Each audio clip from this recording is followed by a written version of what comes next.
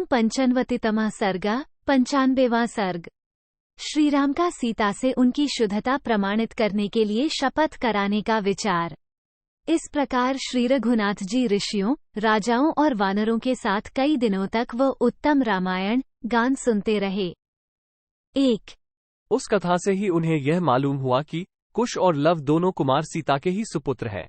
ये जानकर सभा के बीच में बैठे हुए श्री रामचंद्र जी ने शुद्ध आचार विचार वाले दूतों को बुलाया और अपनी बुद्धि से विचार कर कहा, तुम लोग यहाँ से भगवान वाल्मीकि मुनि के पास जाओ और उनसे मेरा ये संदेश कहो।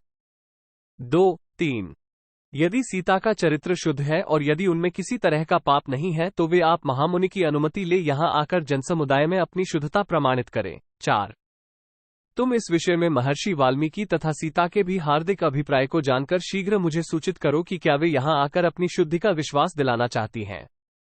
5 कल सवेरे मिथिलेश कुमारी जानकी भरी सभा में आवे और मेरा कलंक दूर करने के लिए शपथ करें। श्री रघुनाथ जी का यह अत्यंत अद्भुत वचन सुनकर दूत उस बाड़े में गए जहाँ मुनि व वाल्मीकि विराजमान थे। 7 महात्मा वाल्मीकि अमित तेजस्वी थे और अपने तेज से अग्नि के समान प्रज्वलित हो रहे थे।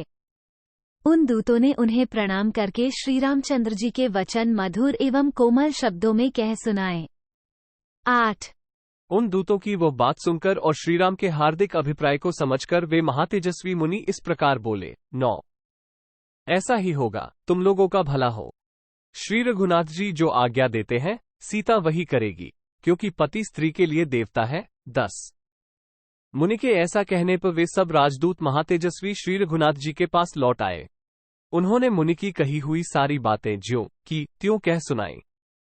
11 महात्मा वाल्मीकि की बातें सुनकर श्री रघुनाथ जी को बड़ी प्रसन्नता हुई और उन्होंने वहां आए हुए ऋषियों तथा राजाओं से कहा। 12 आप सब पूज्यपाद मुनि शिष्यों सहित सभा में पधारें। सेवकों सहित राजा लोग भी उपस्थित हों तथा दूसरा भी जो कोई सीता की शपथ सुनना चाहता हो वह आ जाए। इस प्रकार सब लोग एकत्र होकर सीता का शपथ ग्रहण देखें। 13 महात्मा राघवेंद्र का यह वचन सुनकर समस्त महर्षियों के मुख से महान साधुवाद की ध्वनि गूंज उठी।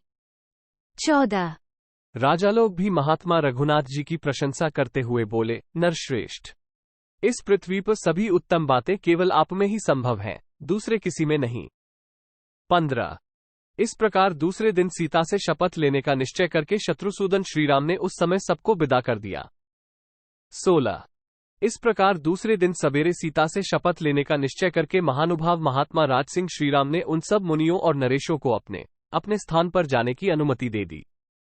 17 इत्यार्षे श्रीमद् रामायणे वाल्मीकि आदिकाव्ये उत्तरकांडे पंचन्वतितमः सर्गः 95।